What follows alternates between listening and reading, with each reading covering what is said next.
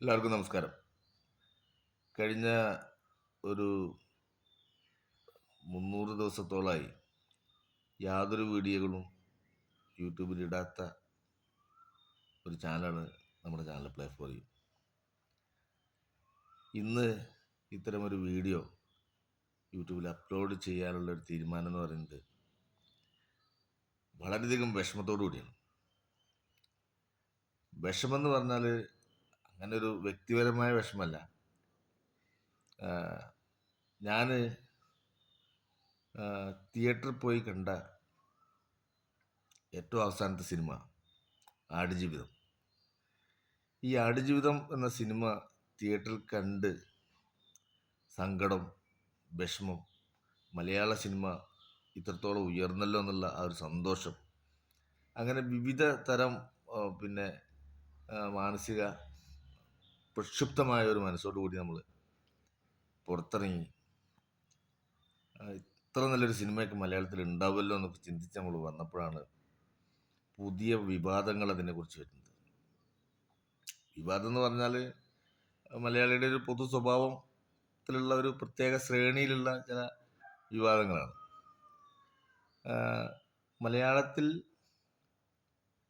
വളരെ മനോഹരമായി ചെയ്ത സിനിമകളിൽ ഒന്നാം സ്ഥാനത്ത് തന്നെ വെക്കാൻ പറ്റുന്ന ഒരു നല്ല സിനിമയാണ് ആടുജീവിതം എന്ന് പറഞ്ഞ സിനിമ. എന്തുകൊണ്ടോ മനഃപൂർവ്വമാണോ എന്നറിയില്ല, ഈ സിനിമയെ ഡീഗ്രേഡ് ചെയ്യാൻ ചില ആളുകളൊക്കെ ശ്രമിക്കുന്നുണ്ടോ എന്നൊരു സംശയം നമുക്ക് മനസ്സിലങ്ങനെ തോന്നിയതിൻ്റെ ഒരു പശ്ചാത്തലത്തിലാണ് ഇന്നിങ്ങനെ ഒരു വീഡിയോ അപ്ലോഡ് ചെയ്യുന്നത്. അപ്പം ഞാൻ വളരെ ആത്മാർത്ഥമായിട്ട് ഈ വിവാദം സൃഷ്ടിക്കുന്ന ഒരാൾക്കാരോട് ഞാൻ ചോദിക്കുകയാണ്. ഇപ്പോൾ കസാന്ത് സാക്കിസിൻ്റെ നിക്കോളാസ് കസാന്തിൻ്റെ സോർബ എന്ന നോവലായിരുന്നു ഇങ്ങനൊരു സിനിമയായതെങ്കിൽ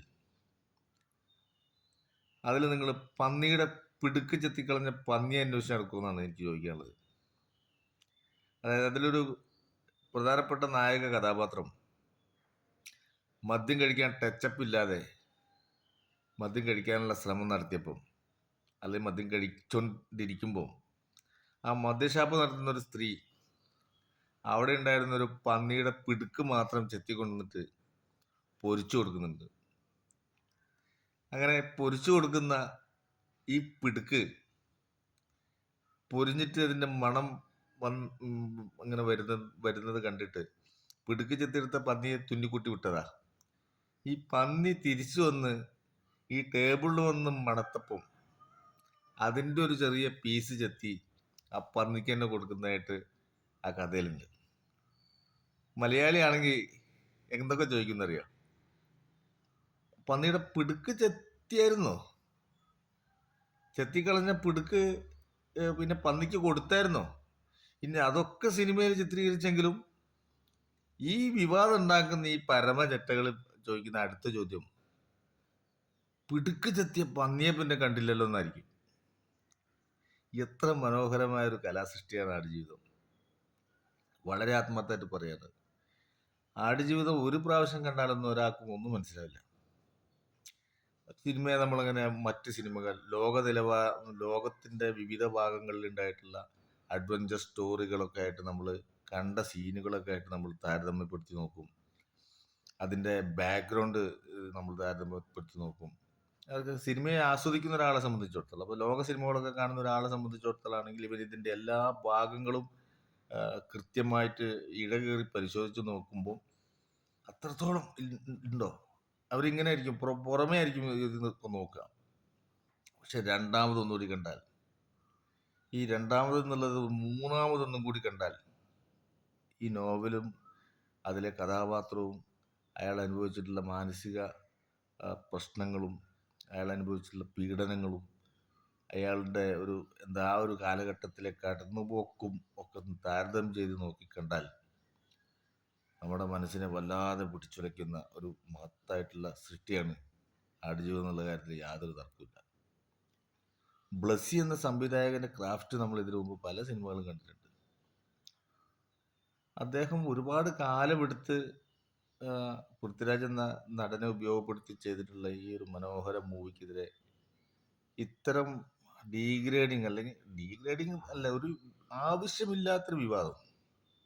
ഇപ്പോൾ ഈ സിനിമ കാണാൻ വരുന്ന കുടുംബ പ്രേക്ഷകരെ ഇതിൽ നിന്ന് അകറ്റി നിർത്തുക എന്നുള്ളൊരു ടെക്നിക്ക്, തന്ത്രം ഇതിലുണ്ടോ എന്നൊക്കെ നമുക്ക് സംശയമുണ്ട്. അതൊരു ജീവിയുമായിട്ടുള്ള പിന്നെ ഒരു ഒരു ബന്ധം അത് സിനിമയിൽ കാണിച്ചില്ല, അല്ലെങ്കിൽ അങ്ങനെ ഉണ്ടായിരുന്നത് എന്തുകൊണ്ട് ഇതിൽ കാണിച്ചില്ല, അങ്ങനെ ഉണ്ടായിരുന്നു എന്നൊക്കെ തുടങ്ങിയിട്ടാണ് ഈ ഒരു സാധനം നടന്നുകൊണ്ടിരിക്കുന്നത്. നമ്മൾ എവിടം വരെ എത്തിപ്പോയി എന്നുള്ളതാണ് ഈ മലയാളിയുടെ ചിന്താഗതി. എവിടം വരെ എത്തിപ്പോയി, എത്രത്തോളം മോശപ്പെട്ട രീതിയിൽ ചിന്തിക്കുന്ന ഒരു ജീവിയാണ് ഈ മലയാളി എന്നുള്ളതിൻ്റെ ഏറ്റവും വലിയ തെളിവാണ് ഇപ്പം നടക്കുന്ന ഈ വിവാദം. ബെന്യാമിൻ ഒരു എഴുത്തുകാരനാണ്. അദ്ദേഹത്തിന് ഒരു കണ്ടന്റ് കിട്ടിക്കഴിഞ്ഞാൽ അതിനെ എത്രത്തോളം വലുതാക്കാം, അല്ലെങ്കിൽ ഒരു ട്രൂ സ്റ്റോറിയിൽ നിന്നൊരു കഥയ്ക്ക് ആവശ്യമായിട്ടുള്ള സംഗതികളൊക്കെ കൂട്ടിച്ചേർത്ത് മനോഹരമാക്കാം, അതല്ലെങ്കിൽ പ്രേക്ഷകരെ കൂട്ടിക്കൊണ്ടുപോകാൻ പറ്റുന്ന രീതിയിൽ ബെന്യാമിൻ എഴുതും. അദ്ദേഹം ഒരു എഴുത്തുകാരനാണ്. ബ്ലസി ഒരു സംവിധായകനാണ്. ഒരു പുസ്തകത്തിന്റെ പേജുകളിൽ കൂടി, നൂറുകണക്കിന് പേജുകളിൽ കൂടി എഴുതി പിടിപ്പിച്ചിട്ടുള്ള കാര്യങ്ങൾ 2 2.5 3 മണിക്കൂർ നേരം കൊണ്ട് പ്രേക്ഷകരിലേക്ക് എത്തിക്കുമ്പം അതിൻ്റെ ഒരു കൂട്ട് മറ്റൊരു തരത്തിലാണ്.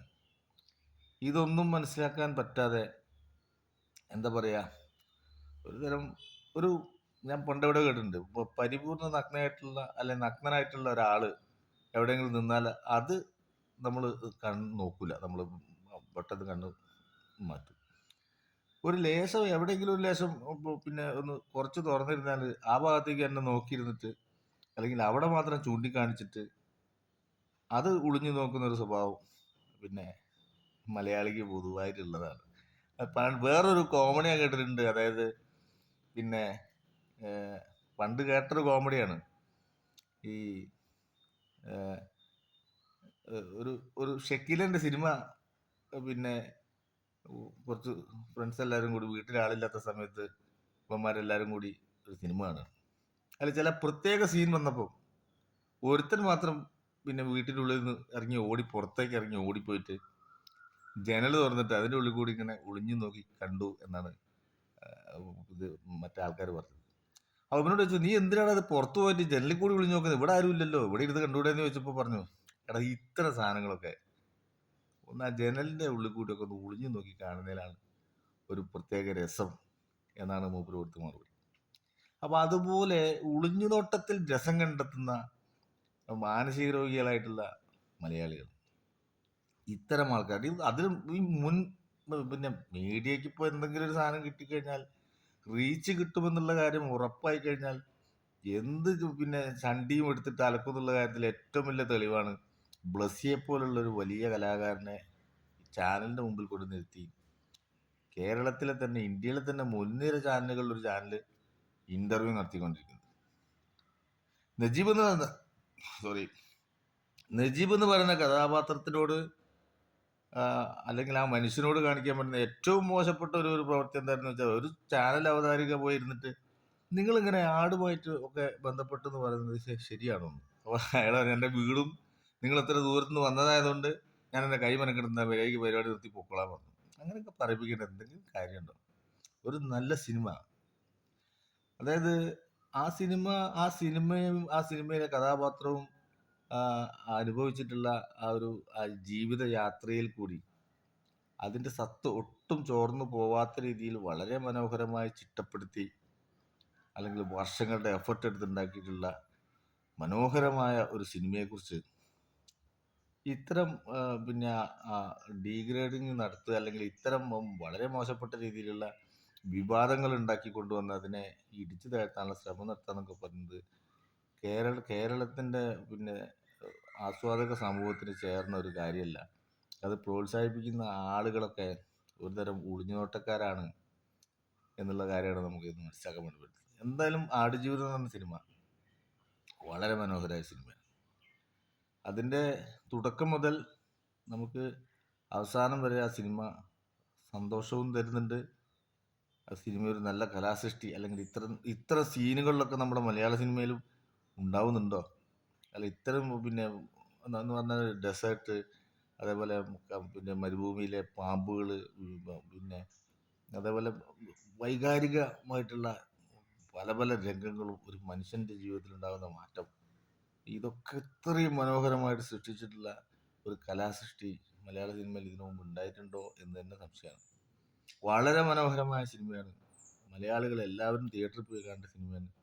തിയേറ്ററിൽ തന്നെ കണ്ടതിൻ്റെ എക്സ്പീരിയൻസ് നമ്മൾ ആസ്വദിക്കണം. യഥാർത്ഥത്തിൽ കണ്ട ആളുകൾ വീണ്ടും ഈ സിനിമ കാണുന്നുണ്ട് എന്നുള്ളതാണ്. കാരണം എന്താണെന്ന് വെച്ചാൽ 14 പ്രാവശ്യമൊക്കെ ഈ സിനിമ കണ്ട ആളെ ഞാനൊരു പ്രാവശ്യം തിയേറ്ററിൽ കണ്ടു. എന്ന് പറഞ്ഞാൽ അദ്ദേഹം ആ സിനിമ ഒന്ന് കണ്ട് ആദ്യം കണ്ടപ്പോൾ അത്ര വലിയ ഫീലിങ്സ് ഒന്നും വന്നില്ല. പക്ഷെ പിന്നീടും ഈ സിനിമ പഠിക്കാൻ വേണ്ടി മാത്രം കണ്ടപ്പോഴാണ് നമ്മൾ കാണാത്ത പലതും ബ്ലസ്സി എന്ന സംവിധായകൻ ആ സിനിമയിൽ ഉൾക്കൊള്ളിച്ചിട്ടുണ്ടെന്ന് പറയുന്നത്. വളരെ ശുദ്ധനായിട്ടുള്ളൊരു മനുഷ്യൻ.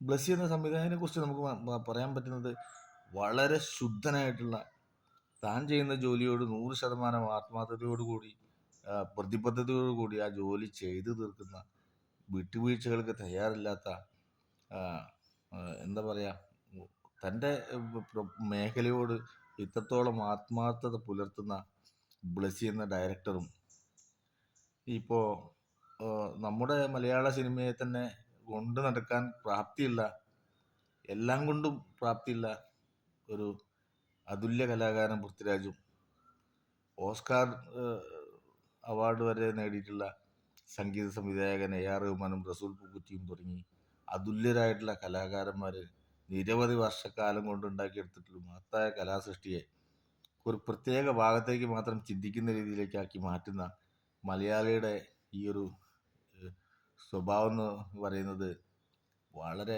വൃത്തികെട്ട ഒരു സ്വഭാവമാണ്. അല്ലെങ്കിൽ ഇതിൻ്റെ പുറകിൽ പ്രവർത്തിക്കുന്നവർ, ഇതൊക്കെ വിവാദമാക്കി മാറ്റുന്ന ചെറ്റകൾ എന്ന് തന്നെ പറയാം. ഈ ചെറ്റകളൊക്കെ വെറും ചെറ്റകളല്ല, പരമചെറ്റകളാണ് എന്നുള്ള കാരണം നമുക്ക് പറയാതിരിക്കാൻ യാതൊരു മാർഗമില്ല. സുന്ദരമായ സിനിമയാണ്, അടിപൊളിയായ സിനിമയാണ്. ധൈര്യമായിട്ട് പോയി തിയേറ്ററിൽ പോയി കാണാം. തിയേറ്ററിൽ തന്നെ പോയിട്ട് ഈ സിനിമ കാണണം. ഓക്കെ, അപ്പോൾ ഇത്രയും പറഞ്ഞില്ലെങ്കിൽ മനസ്സിനൊരു സമാധാനമില്ല. അതുകൊണ്ടാണ് വളരെ കാലത്തിന് ശേഷം ഇങ്ങനെ ഒരു വീഡിയോ ചെയ്തത്. നന്ദി, നമസ്കാരം. നമുക്ക് കാണാം.